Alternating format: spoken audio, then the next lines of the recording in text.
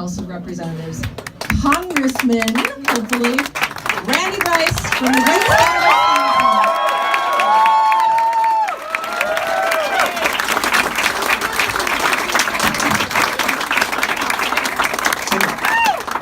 Wisconsin. So are we going to do this? Yeah! I'll ask again. Are we going to do this? Yeah! You better believe we're going to do this, especially after the garbage they're pulling today. They're not. This isn't about losing health care. Today they're trying to take it from you. And I don't know about you. I'm not ready to have that happen. It's going to be over my, well, literally, baby, dead body. They're not going to take it. We're going to fight for it. It's ours. It's ours, and we're going to keep it. Are you with me? First of all, I want to thank everybody for coming here. Cynthia Nixon, it was an honor to meet you. Thank you for being a host. We had the call list the other day, and it was Rebecca Lynch. She's like, Rebecca, her dad, where's her dad and sister are in the crowd. But Rebecca's going through the list, and she's like, oh, Cynthia Nixon, you got to call her. You call her. You talk to her. So I called, and it's a lot of people that you get their voicemail and stuff like that. And Cynthia picked up, and I'm just trying to be, okay, there's nothing. Okay, invited, and so we touched base, and she was like, I'd love to be a host, and so it was another reason. I'm like, we got all these fantastic New York people that are going to be there. Looking at the list, they're like, this place is going to be packed, and I've never been here. I have some friends that were in the house. One of the guys that helped make the video, where did he go? Matt. Excuse me, I'm sorry. And a little bit, friends, getting off the plane this morning. Being in the building trades, being a union, proud union.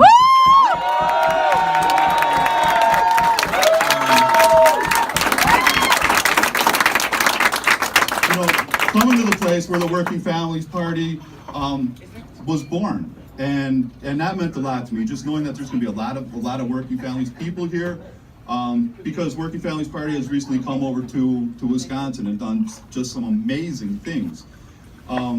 But people have been asking me. They were like, after this last election, and there's a lot of names for the guy in the White House. I'll call him Trump right now because I don't know who's doing all the recording. But, so people, after he got elected, people were terrified. What's going to happen? There's an immigrants' rights group, VOSIS, that moved from Milwaukee, kind of transferring down in the Racine area, that were just, Randy, can you come do something? Because I've always been one of these people to get involved in the community. Do you need something, whether it's labor rights, worker people issues, veteran issues, and just reaching out, anybody that needs help. That's, I felt obligated to do.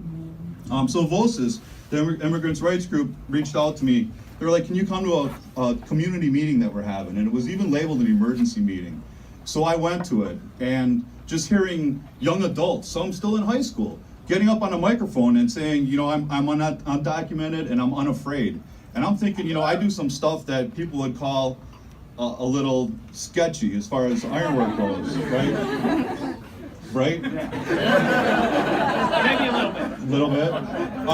But for me, when I see a high school student get on a microphone in a public audience, a large crowd, and just come right out and say, I'm undocumented and I'm unafraid. Yeah.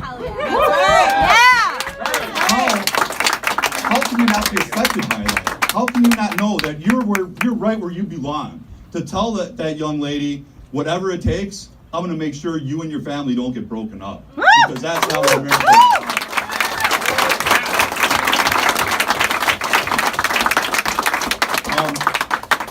But again, as a proud union ironworker, I can't think of many better cities to be in than New York City. You get up, they're working at LaGuardia, there's a structural job going there, and so I'm kind of lagging behind David as we're pulling our suitcases, and I'm like, 7 weeks ago, that was me, not here, but 7 weeks ago, that's what I was doing. I was a hacked off ironworker on a job. We were building a parking structure at the VA. And going back from that, I knew what was going to happen 7 weeks ago working on that parking structure. It was another brother that I hadn't worked with, we're just, how you get partnered up with somebody else, and that's your partner for that job. Well, we're talking, and he was just kind of a little upset about the recent election. He's like, man, why can't we get somebody, somebody that I can trust? Like one of us should run for office. I'm looking up at him like, where do you live, Dave? I live in McGonigal. I said, you're going to have one of my yard signs. And he just, what are you talking about? I want a yard sign. But to get to that point, we had a meeting, and there was a fantastic man that was going to run for mayor of Racine, who was a state representative, being backed by the Working Families Party, Corey Mason. And so I got asked, Marina and Rebecca called me up. They're like, we'd like to meet with you, the Working Families Party, to talk about Corey Mason for mayor. And I was like, yeah, I'm all in, and I'm all excited. I'm raring to go. What can I do to help him out? So I go and I meet at a coffee shop. We talk about what's going on, what the game plan was. And then at the end of that, Marina said, oh, we're looking for somebody to run for Congress. Subtle, very subtle. So, thank you, and this is all your fault.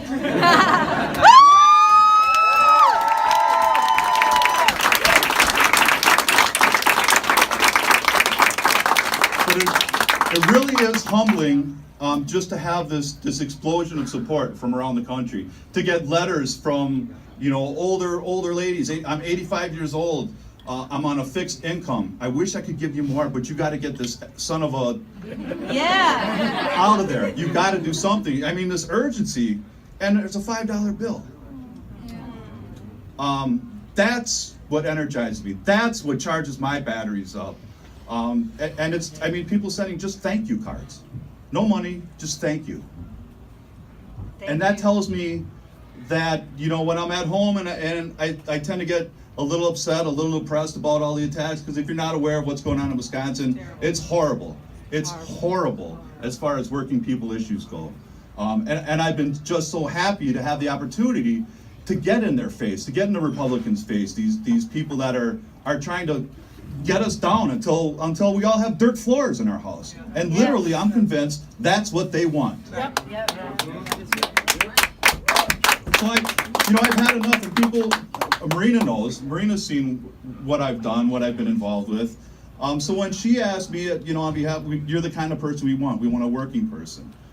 And I was like, I need to think about it. I'm not going to say that. It's a big thing. I got my little miracle son, Ben. I'm going to have to talk him into it. Seriously. And then, like the video, where he's in the video, he was a little concerned. And before we launched, it was like Sunday before we launched, I went to go drop him off by his mom. And he's like, so Daddy, that video, how many people are going to see it? And I'm like, probably not too many people.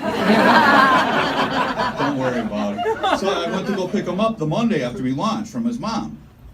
And he's just giving me this look. I'm like, what's up, little man? He's like, Daddy, that video's all over him on his face.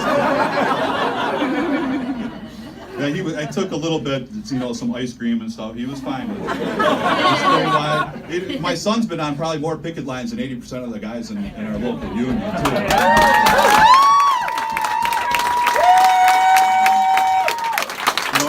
At 10 years old, he knows what it's all about.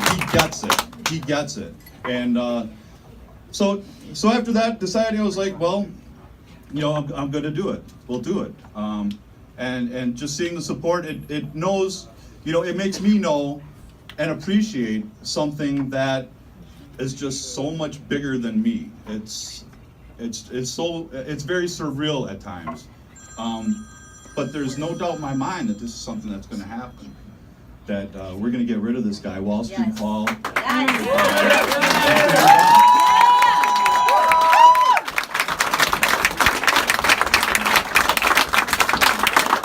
And not only am I doing this to get rid of him, actually we offered him a job in a rod patch. As an iron worker, come do some iron. Awesome. But I got to call our business manager and say, Randy, watch what you're saying. We don't really want him.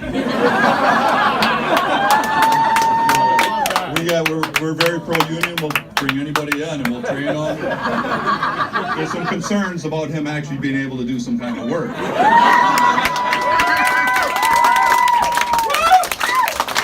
So, but this isn't me just doing it, you know, to get rid of him. What we're gonna do, we're gonna make sure that every job has $15 an hour. Yeah. Every job has a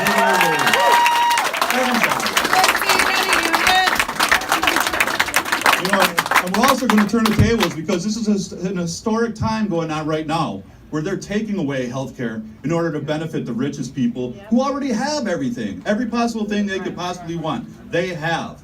Well, we're going to make them pay their fair share. Yeah. And we're going to make sure that everybody has health care. Medicare for all.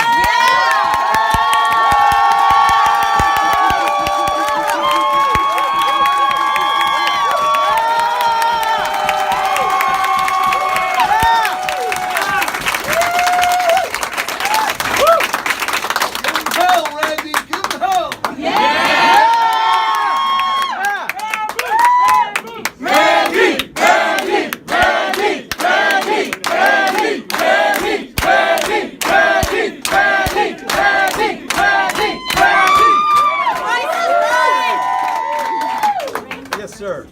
You know, another thing that really concerns me that we need to worry about too is being a veteran. They spend so much money sending us to war to other countries to blow stuff up. Yeah. The very least they can do is look after us when we come back. That's right.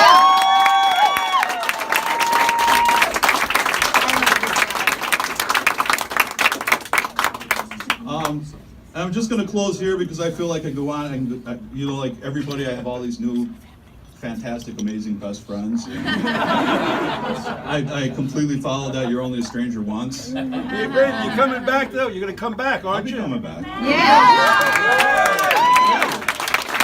The question is, are you going to be here? I'm your #1 supporter in the world. Never forget it. 24 hours a day, 7 days a week to get you elected. You're Because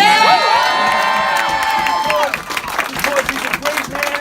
It's going to take everybody's effort to overextend themselves. And when they come home at night, they say, I'm exhausted. But let me tell you something. It's a great exhaustion because I'm with a great man.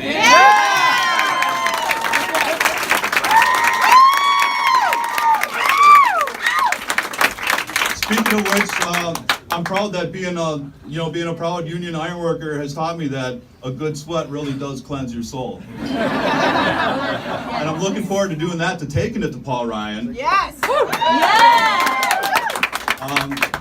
And just to let you know, having been a lifelong resident in the area, he tries to ignore people as long as he can who runs against him. Yeah. This is his first this is the first time he's had to fight for a seat. It really is. I have a friend, Rob Zabine, I ran 2 times against him, but he hasn't seen that kind of support. Rob sent me a text like a week into our campaign. He's like, Randy, you're already doing better than I did. The 4 years that he did it.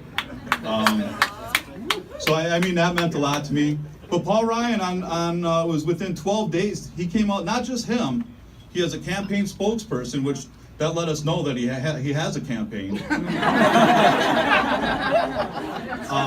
The NRCC, which is like the DCCC's version, but for the bad guys, they came out attacking me, and because they're scared. And the state Republican Party came out swinging at me, calling me a liberal agitator.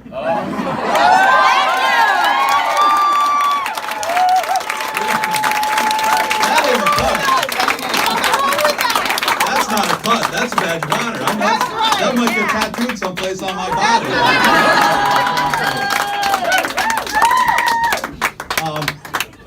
But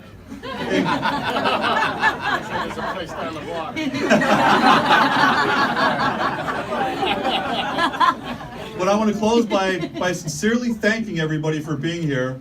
And I refer to everybody as brothers, sisters. That's the way we do it in the Ironworker family. I guess maybe my time ran out. There we go. But thank you so much. It means so much for me to come here, and I don't feel like I left home. I feel like, we're talking about building a bigger table. We're gonna make it big enough so that there's spots that people that don't even know they're welcome at it have a place to sit.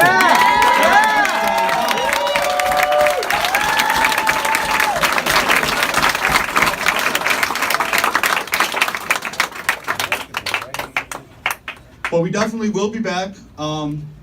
Thank you. I do have a I Love New York shirt that I got when I was like 12 years old. Don't ask me to wear it, it doesn't fit. But I have one. Let's run together, right? So, Bill, how you doing, Bill? So, thank you so much for coming. Have a great time. It really means so much to me to increase the size of our family. Would you like to say something? Yeah, I want to say a few words. Okay. It's great. Thank you.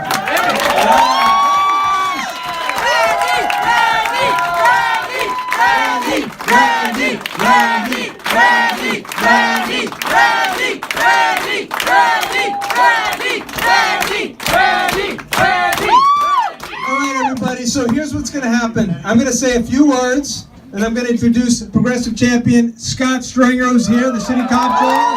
He's going to say a few words. And then my co-worker Nalini's going to come.